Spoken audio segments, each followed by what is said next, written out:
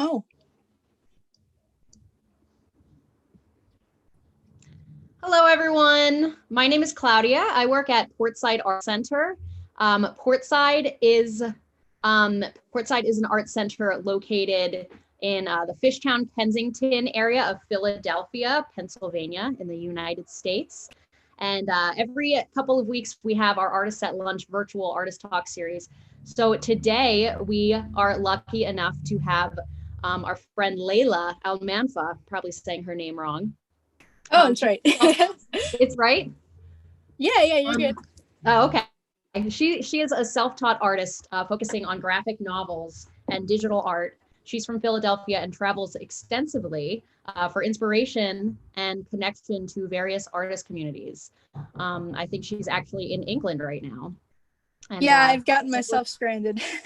Oh, all right. Doesn't sound bad. And her artwork is heavily influenced by masters of the Renaissance era and storytelling artists like Gustave Dore and the Pre Raphaelites. And she is currently working on a graphic novel and series of illustrated poems and fairy tales, which I'm hoping she will tell us more about. So I will turn it over to you, Leila. Heck yeah. Well, I'm a little bit nervous, but I'm really, really excited to share my artwork and stuff with you guys. So the first slide right here, I put up some traditional art to show you guys, because everything that I do really is kind of an homage to the old masters of the Renaissance.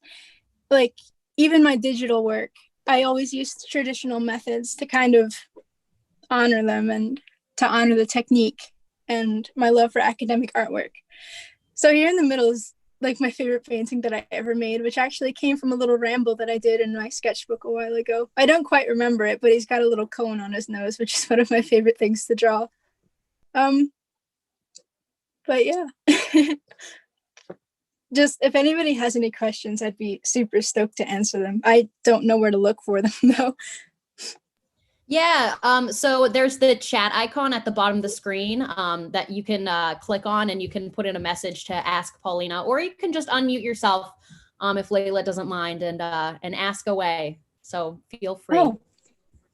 Okay, sick. Let me find my thingy again. Okay, so this next slide is an oil painting that I did for my baby, my brain project, my little fairy tale called Tales from Ott. So essentially what Tales from Ott is it's a collection of poems and little short stories and fairy tales and just little bits and bobs of writing, all kind of mashed together from this one fairy tale island called Ott. And this is an illustration I did a pretty long time ago, about 2 years ago now, of the first story that I ever wrote for it, which is about like this giant who lives in this forest of ancient trees and stuff, and he's kind of gotten overgrown but is awakened by this character. It's a really long story, so I won't bore you guys with it yet, but I hope you enjoy looking at the painting. I had a lot of fun with it. And this is Leila, I have a question already. I'm like amazed. I'm an oil painter too, and it's just crazy how like nobody paints the same, you know, everyone has their totally different techniques, and like this almost doesn't even look like an oil painting to me. It looks like it could be like digital art or something. Is everything that you do like, do you work with oils a lot, or do you work with digital painting? I go back and forth actually, and I think it kind of, like, the way that I go back and forth, it kind of helps my artwork back and forth. So if I spend a long period of time doing digital painting, then whatever I learn from painting digitally, I'll kind of put that back into my oil paintings. And then if I learn something from oil painting, then I'll translate that back into my digital paintings. So it's like, it's a really, really, really fun back and forth that all kind of started from traditional painting. But that was a really cool question. Thank you for asking. Okay. So my next one, so the next couple slides are going to be just little bits that I did for Tales from Ott. So this one is from a really, really, really short story called Hadnar and the Cursed Fiend of Tuhaine. So this is one of my oldest characters, and It's one of the first paintings that I did on the iPad, like in Procreate, which was a lot of fun because there were some really cool new brushes that I got to play around with. But Layla, I'm not seeing the new painting. It looks like it's still on the last one. oh, have we switched over? Is it moving? It's still on the last slide. Maybe X. Oh no. Can you like X out and go back in? Yeah. Wait. Technology. Oh yeah.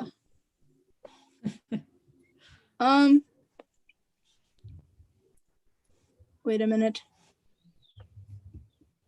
Sorry. No, take your time. Okay, so what I'm gonna do is okay, there we go.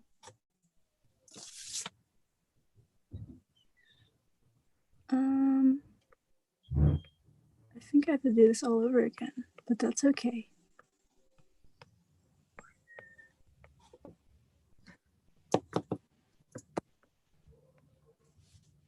What are we looking like? Is it still funky? Yes, it's on the next one. Okay, Adner cool. and the Cursed Friend of Duhane. Yeah, cool. Okay, so this is the thing that I've been talking about for the past couple minutes. And so everything's made up here. So the area is called Tuhaine, and it's like a little valley in the southwest of Ott. And so there's a little river that goes there, and this guy, this Hadner guy, he's a sailor of sorts. So he wanders into this creature's lair and ends up in like a little poetry slam with him. And the whole story was inspired by Tolkien because I really love his imagination and how he just spits out poetry and songs and stuff. So I wanted to see and try my hand and see if I could do that myself. So the whole point of this story was to see how wild I could get with character design, and also to see how many poems and how many songs I could cram into one work. But I had a lot of fun painting this one, and it was a real challenge to try to illustrate a story with just a flat image. What is next?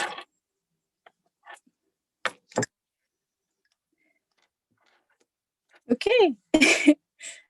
So here's another painting from the same universe, except where most of Tales from Ott is a little bit whimsical, almost like dark crystally, where you don't really have anything like gory or spooky or anything.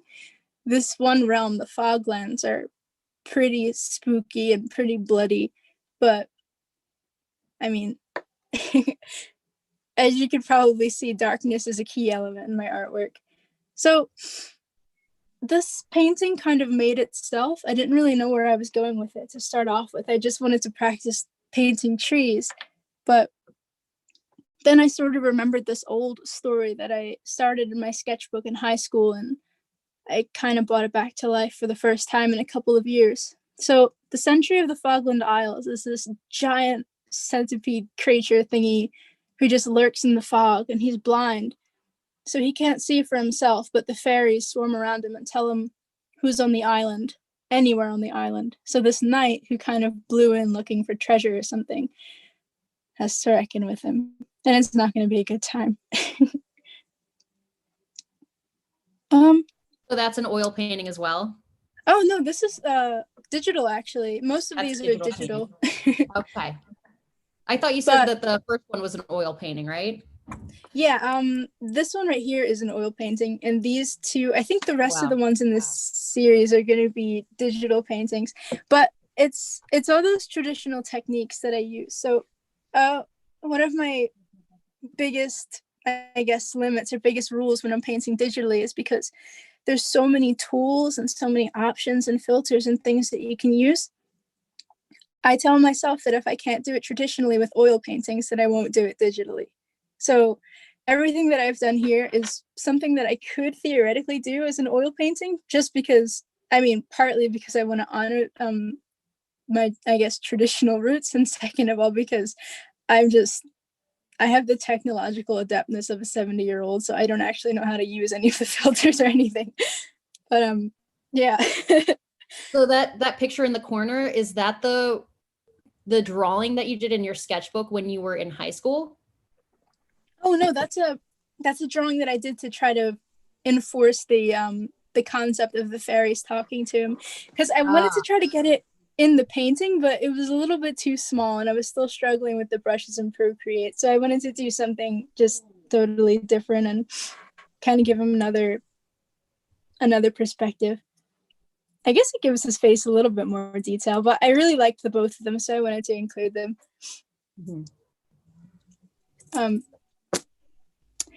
Yeah. Oh, another technique that I really like that I just remembered, actually, I discovered it like yesterday.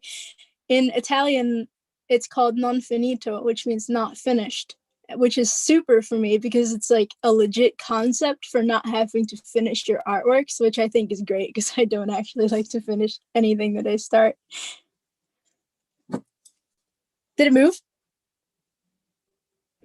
Yes. Okay, good. Sorry, Doing really great. bad at technology. Okay, cool. So these ones are digital too, and it's the same character twice over. I did this after a pretty gnarly art block just to try to, I guess, try something new and see how I could do some metals. So this is a character that I call the Blind King of Butterfly Forest.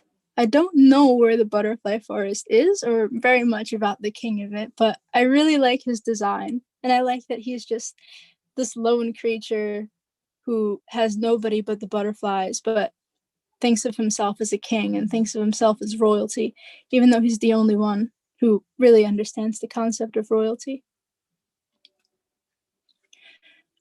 But as you guys could probably see, a lot of my artwork is really heavily story driven. And this next one that I'm going to put up is going to kind of go more into that.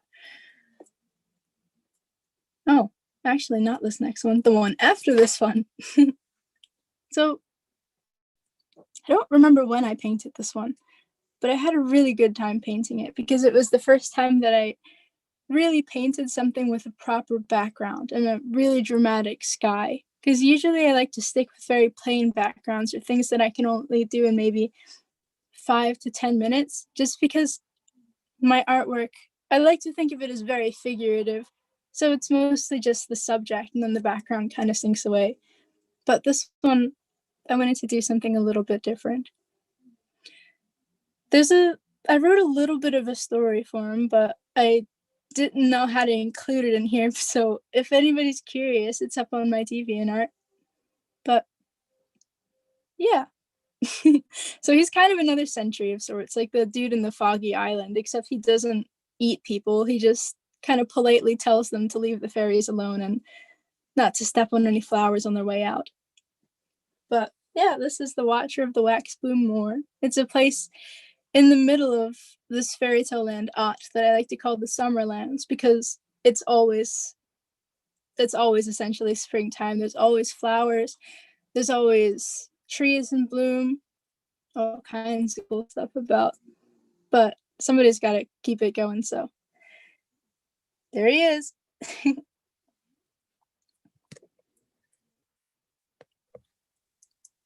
Okay.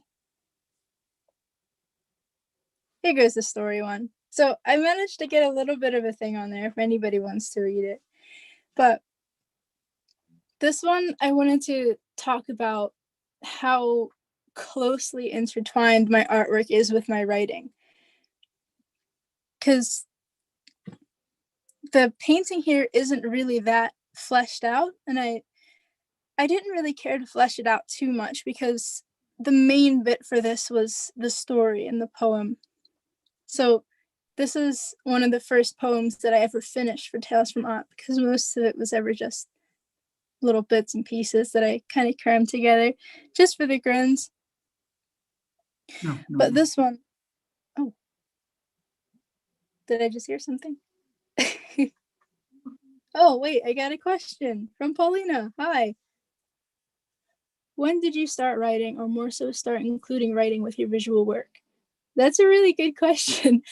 So I can't actually tell when one started, when one began, or anything, because sort of always went together. So when I really started working with my sketchbooks is when things really started to take flight, I'd say. And I started working with sketchbooks when I first got to high school. So for me, stories and artwork were always intertwined. I could never have one without the other one. And whenever I would draw something in my sketchbook, I would write something beside it. And if ever I decided to write something, I would always draw something for it. So they always sort of went side by side. So as a matter of fact, I think everything that I've ever written started out as a drawing. And most of my traditional paintings, because they tend to take a little bit more time and love and effort than digital paintings, every single one of them has a story behind it. It's kind of inevitable. I guess it's just the way my brain works. I always just have my head in the clouds and always thinking about what somebody could be named, what their backstory could be, where they might come from, what their favorite food is, what they have in their pockets, or something like that.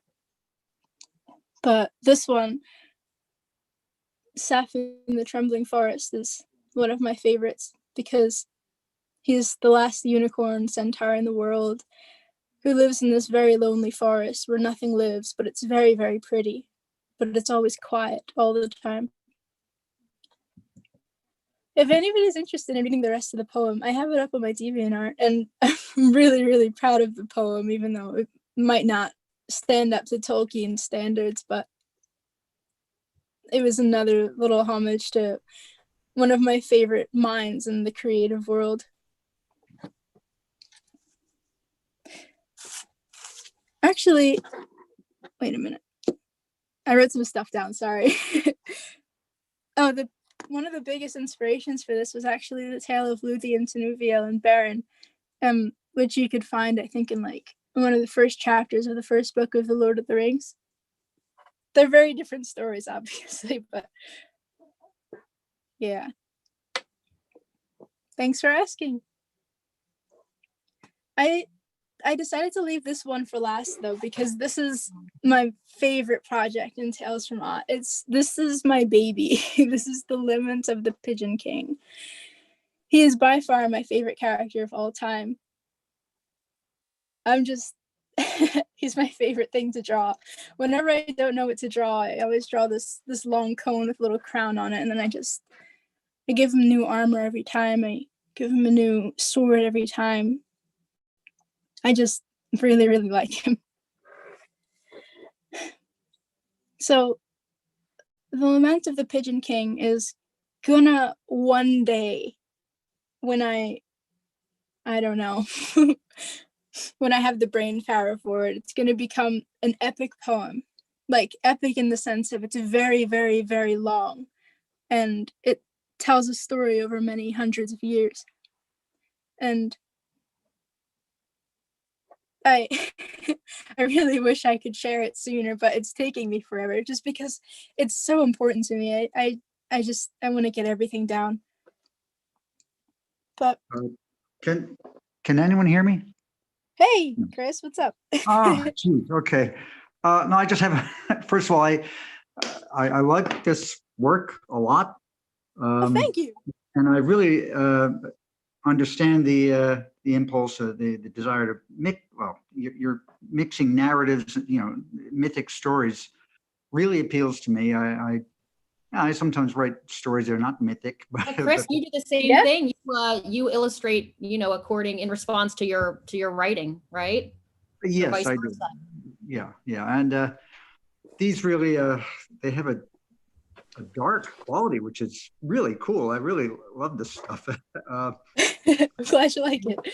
I have some, shop talk questions. Do you use gouache or oils or acrylics or what? Or do you mix things? Or that's important for me because I'm having, trouble with some things I've tried, and I realize I haven't exhausted the medium yet, but I'm working with gouache, and it's proving to be a little bit difficult for me. So yeah. you use. I've heard some really good things about gouache. Well, I love gouache. Yeah, I hear a lot of people really, really love gouache. I've never tried it myself though. Very different from oils though. Yeah, Yes, it I is. bet. I hear it's like a mix of acrylic and watercolor or something, which sounds really lovely, but I've never tried it personally. But to answer your question, Chris, I primarily traditionally only work with ink, markers, and oil paint. I I used to work with acrylic, but that was because I was a little bit scared of oil paint, but then my desire to pretend that I was in the 14th century took over, and and I just kind of blasted through it and Yeah, well, in learned how that to case, work you with. probably have to use poppy seed oil or walnut oil or something for Oh that. yeah, for sure. Linseed oil. So my very first oil painting, I tried to replicate a painting of that Bouguereau did of fawns, but Oh, Boudreaux. Oh, yes.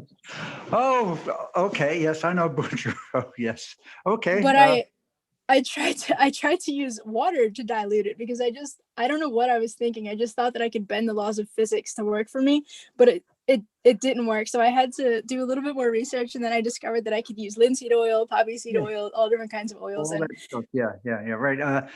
There's companies now. Someone has bridged the gap there, or whatever, and there are water soluble oils. yeah, I saw that. It Yeah. drives me nuts. Like I feel like I don't know. It's like black magic to me. I don't trust it. Yeah, I don't trust it but either. I've gotten a few tubes given to me by an art supply store because they're not selling, and I use them for other things. But I use them to paint little ceramic figures I make. So, so, nice. but yeah, yeah, it works Heck for that. yeah. But I wouldn't paint with it. It's blasphemy. So, It is. It's a little bit blasphemous. I gotta agree with you there. Yo, but on the real, I think of all paints, I would recommend oil the most. It's so rich, but it yeah. it'll put you in your place. It'll art. I mean, well, art in general, but oil paint in particular will make you feel terrible about yourself. It'll make you feel like a Well, terrible now, artist. It'll make you feel hold on. incompetent. But Yeah, I've once been you get a using hang of oils. it, Yeah, I oils I can do, and in fact, I've even found that you can do illustrations, which typically people's illustrations should be done with watercolors or acrylics. And I have a friend who does very fine illustrations with oils, and I found out that yeah, why not? It's very good for that. You can handle it in a way so that it dries relatively quickly, not like acrylics, but you can get it to dry. Yeah, the best part of an oil painting is when you come back the next day and find that the previous day's work is tacky enough. I don't mean tacky thematically. It's tacky enough to work on top of, and that's great. So, mhm, but anyway, I really it is lovely. yeah, I've lost your vision again. Ah, God, and I'm not good with it. Am I still on? Can you Yeah, still we hear can me? hear you, Chris. Oh, Yeah, okay. So we can hear you. You're good.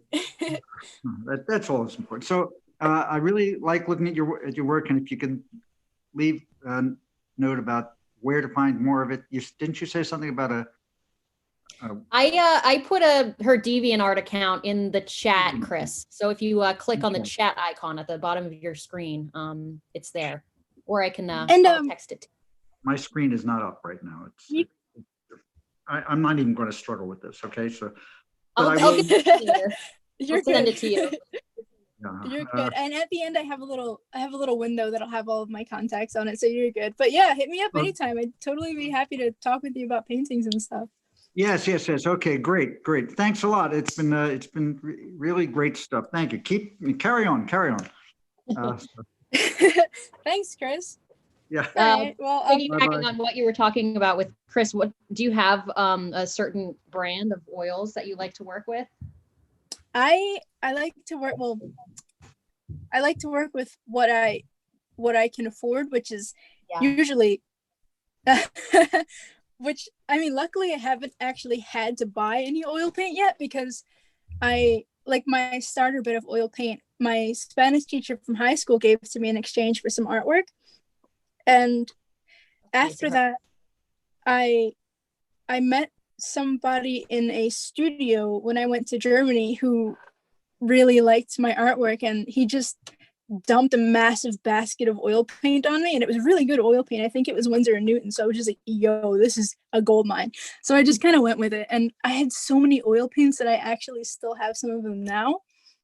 But since I went and got myself stranded in England, I had to order myself some new ones. So right now I'm using Infinity series. I don't know if I could give a proper review of them now, but they were affordable. They're a nice texture, and yeah, I like them. So have you, do you have any, I know it's hard to say, given the conditions of the world right now, like what's in your near future or anything, but do you have like any plans or like any artist residencies that you are interested in? I would really, really love to do like an artist residency type thing, but I have no idea how to even get my foot in that door. Like, Yeah. I mean, for the amount of art that I do and like for the amount of commission work that I do, make no mistake, I have no idea what I'm doing. Like, I really don't know. But Yeah. all I know is that the world is wide. I want to see it and make as much art as I can as I go. If anybody has any suggestions, please lay it on me. I have no idea what to do. I have a suggestion. There is an artist residency in France. My brother, sick. My brother Luca is he's a graphic novelist, and he went to this artist residency in Angoulême, France. It's called Maison des Arteurs. I guess House of Artists. So it's like primarily for graphic novelists. It's like just like a really cool, and like the whole town is like full of graphic novelists. It's like this really my gosh. And like Wes Anderson actually just made his last movie there. It's called The French Dispatch, and so like Owen Wilson Holy like, crap, the street on his bike. Yeah, so it's like, it seems like a really special place, and he went there for like 4 months initially, and then ended up being there for like a year and a half, just staying. Like he met such a great community of artists, graphic novelists. So I would recommend that to you. I'll write my gosh. Yeah. Yes, please. Please. Can you email that to me? That'd be so cool. Yeah. Like I know you're young, and I'm very impressed with the work that you've done, and like just how good you are at such a young age. Thank you. Yeah. I think you have like a very bright future in. Thank you. I hope so. Yeah. But now that we're talking about graphic novels, I've actually just gone to the graphic novel page. Is it up? Like, can you guys see it? JAL. Yeah. So this is my, well, I guess Tales from Odd is my baby number 1, and this is baby number 2. This is Y'all. So I've been working on this one since high school, and it's another one that I kind of started in my sketchbook. I started it in advisory in freshman year, so I was 14, and I had my sketchbook, and I was really, really bored all the time because I didn't really talk to anybody. I would just sit around with my sketchbook all day. So I started imagining this world, like this dark fantasy sort of post-apocalyptic world where I could just create monsters and stories and tragedies and dark gray things. I don't know why I'm drawn to the dark and the gray, but I guess that's my lot. So Y'all is pretty much just a big mesh of everything that I like. I really love storytelling, and I really like dark, gray, gritty things and medieval fantasy and knights and swords and giants. And one of my favorite mythologies is Norse mythology. And another thing that I managed to cram into this massive project was linguistics. So I sort of created a new language system for Y'all because it's heavily, heavily, heavily inspired by Norse mythology and the Old Norse language. So there's a lot of little bits of, I guess, Nordic influence throughout this book, including place names, people's names, I don't know, the whole premise of the story, without spoiling too much, is if anybody's familiar with the myth of Ragnarok, it's sort of like the end of the world in Norse mythology. So assuming that a Ragnarok-like event has taken place, this story takes place 300 years thereafter in the ruins of a once beautiful world, but now everything is dead and gray and continuing to go down. So the story follows this dude. His name is Anthony, and he's from a city called Egstad. So it's I've technically only published the first chapter, but I'm well underway on the second chapter. I pinky promise it's going to be out soon. The reason I haven't been working on it too much is because I need food, and I have to do commission work instead of working on my comic. But hopefully in the future, I will have more time to work on this. I wrote a little bit of what I wanted to talk about because of how important comic books and graphic novels and stuff are to me. Because as a storyteller and an artist, I feel like the work of art that makes me feel the most fulfilled is graphic novels, because it's a big just mesh of all of those things. So behold, my main character, this is Anthony, and he's going to be going on a pilgrimage through this desolate, rainy, gross wasteland that's full of giants and monsters and things that want to kill him. And it's going to be a terrible time. And here's character number 2. He is probably one of my favorite characters because he's just terrible. He's just a terrible person. He has no morals. He just wants money. And he's just a nasty person all around. It's been a lot of fun, like, writing for him and sort of having him interact with Anthony, who is this really, well, he's not quite uptight. Well, he is quite uptight character from a city that he absolutely hates. I don't want to give away too much, but this guy, Athmar the Skull, is part of a group called the Skulls, and they're very, very proud, but they're living in a ruined city, and it's ruined because of the Daedans, which is the group of knights that this guy once belonged to. But they cross paths and they end up stuck together. So it's been a lot of fun kind of illustrating how their adventures go down. If anybody has any questions about graphic novels or anything, feel free to ask. Oh, and this guy is, I think, the very first character that I ever created for this comic, y'all. His name is Jovan, and he's a pretty tragic guy, because I don't know why I'm drawn to tragedy, but I had to do it to him. But yeah, this character is technically 6 years old. I think he was one of the first characters that I drew, second to the main character. And I'm pretty sure I have the first drawing of him somewhere around, but I am currently, I don't actually know how far I am from home, some 1,000-odd miles. What's next? Okay, yeah, here's a bit from the actual comic. So I cropped off the bottom panel because I didn't want to give away too much. But for the record, you guys, I have a Patreon, and you can see lots and lots of bits and pieces up there.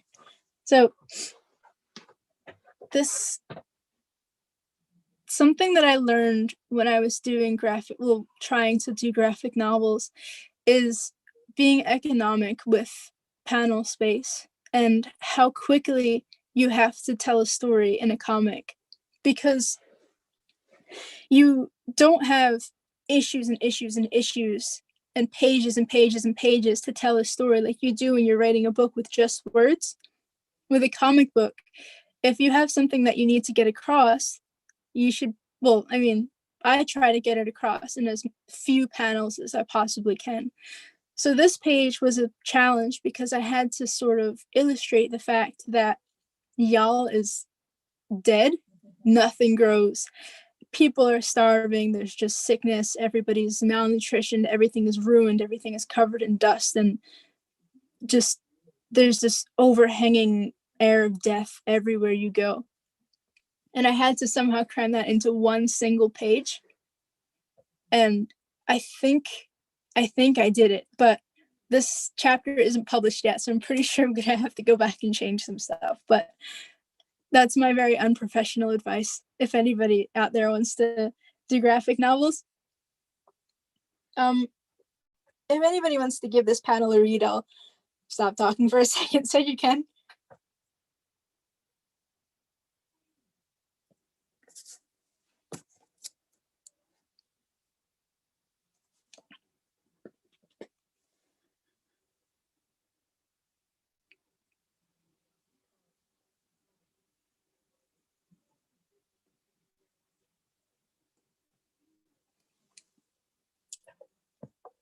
Okay, I'm back. I hope you guys have been enjoying like kind of this little look through my graphic novel. Okay, I think this is the last slide for y'all, but it's probably one of my favorite projects of all time that I've undertaken by myself. And I'm really proud of myself for this because I like to hide behind the concept of non-finito so that I don't have to finish anything that I start. But with this one, I've been hanging on pretty long. It's been about 2 years now since I made the very first page for y'all, and I'm still working on it.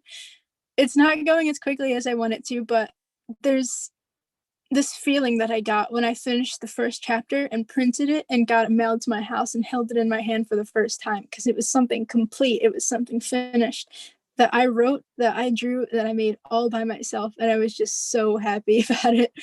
And I want to feel that again when I finish chapter 2. And then one day when I finish chapter 3, I'm going to combine them all into one book, hold it in my hand, and be a happy little bean. Leila, I think it's still on the last slide with all the text. Oh, yeah, I haven't changed it. Oh, okay. But yeah, that's y'all. Thank you for letting me know, though. I never know what my technology is doing.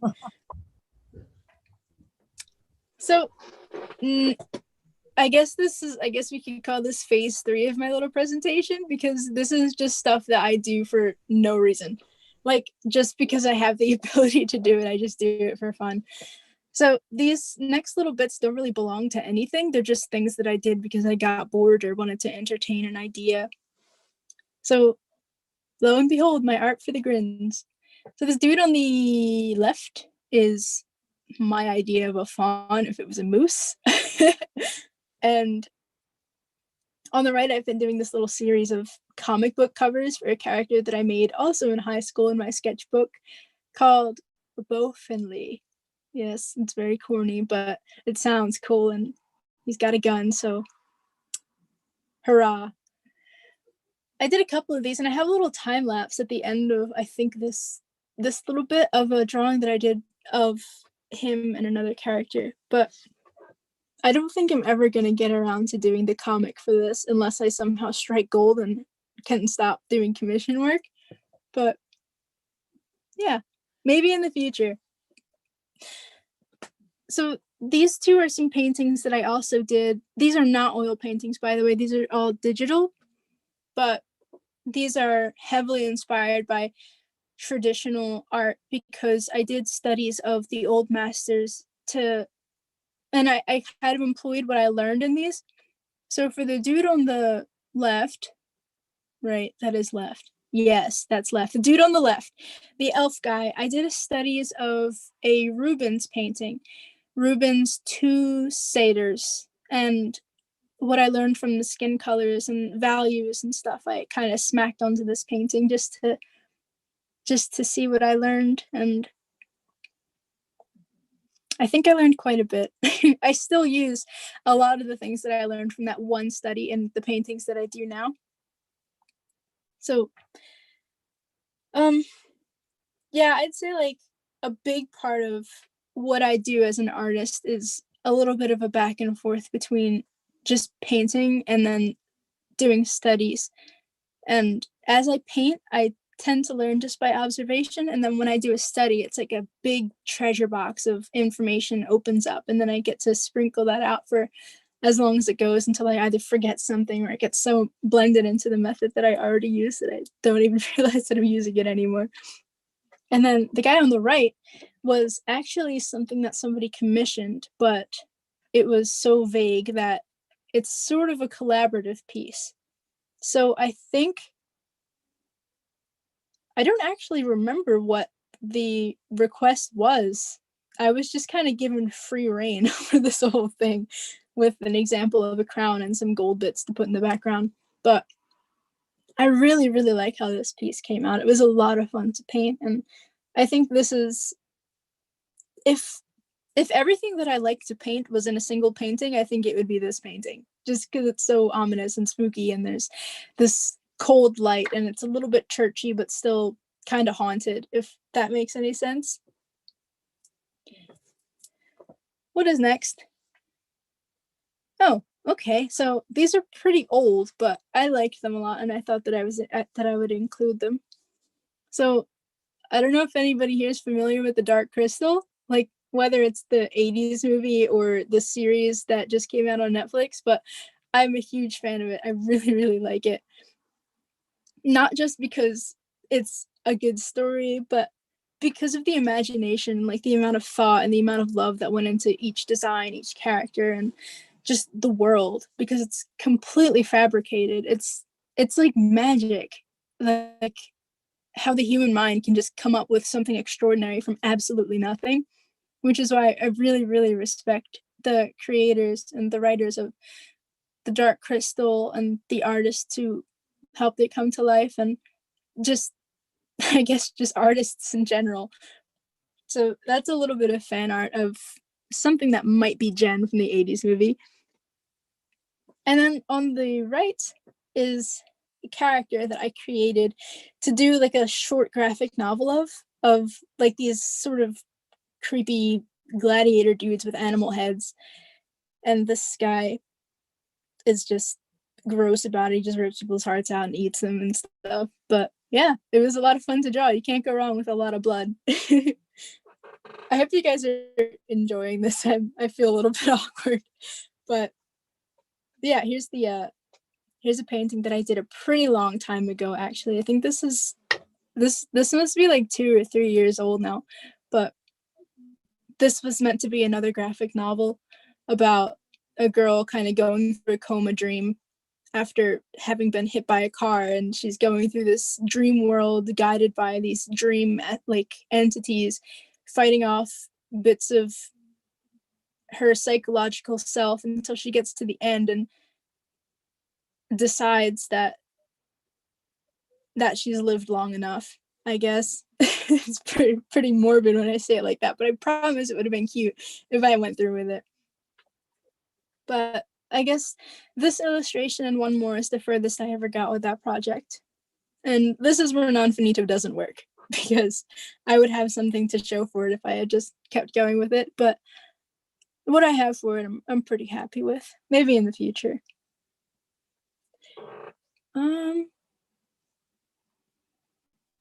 Oh, here's another traditional piece. So when I said earlier that I mostly work with ink, marker, and oil paint, this is an ink and marker piece. I have probably thousands of these throughout my sketchbooks, just like little squares of marker with a sketch inside of it. And they're really, really, I don't actually know why I do it. I don't know where it started or what sort of inspired it, but something that I draw a lot are like these really miserable looking dudes with these silly caps on and wings coming out of their heads. I really like it because of how serious and sad they are, but how stupid they look. Like they just look really silly, but I don't know. I quite like drawing them. They're a lot of fun to draw. It's like when I draw them, it's like returning to artistic home, because it's something that I draw so often. But this guy's from a sketchbook from I think about a year ago, and he says, "It seems I fear all the things I long for, and that the only thing I do not fear is fear itself," which is something I was thinking about for a while.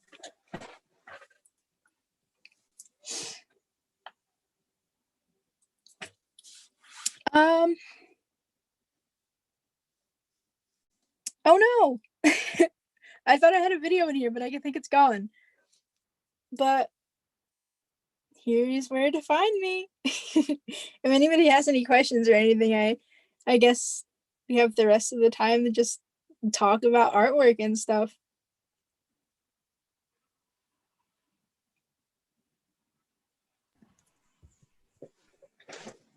Anyone have any questions? Well, Leila, that was a really, really great talk. I really appreciate you being here, and I feel very inspired by your work. Well, I'm glad I was able to so do that. Inspiring in the chat. Oh, thank you. It's like one of the greatest honors as an artist is to inspire somebody else to do things, I guess. It really is. I'm really happy. Well, I'm very excited to see what you do in the near future. You know, hopefully, I don't know if like residencies are opening back up, but I think that would be really awesome. Oh, we have a question. When you are working on a larger project, do you have a way of organizing your thoughts and research? Sorry, Claudia, I cut you off. That's fine. So, do I have a way of organizing my thoughts and research? That's a little bit of a hard question. I think the largest projects that I've ever worked on were Y'all and Tales from Ott. And the thing with those is that I don't take them very seriously. I probably should take them a lot more seriously than I actually do. But to answer your question, I don't really organize my thoughts at all. I just kind of go as I go. So for Y'all specifically, I have pretty much just the sketches in my sketchbook that I'd done over the years. And then I wrote a script a while ago when I did the first page. And I've just been going off of that script since then and editing it as I go along, like as I get little bits and thoughts here and there. And then I have a tiny little notebook that I carry around with me in case I don't know, see somebody on the streets and think, hey, that person would look cool in my comic. I should write them a story. So I think the best organization skill that I have is just writing random ideas down that aren't really organized at all. So it's a little bit of it's not so much organization, it's just recorded chaos, but it serves me well enough, I guess. Thanks for asking.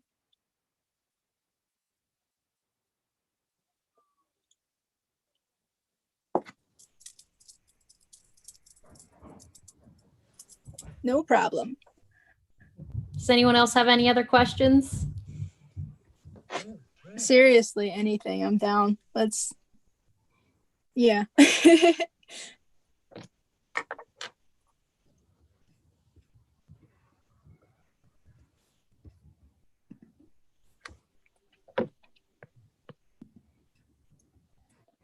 All right, well, I guess that's it. Leila, thank you again so much for joining us. Thank you so much for having me on. It's been a really great time. Yeah, keep doing what you're doing. Following you on Instagram, so stay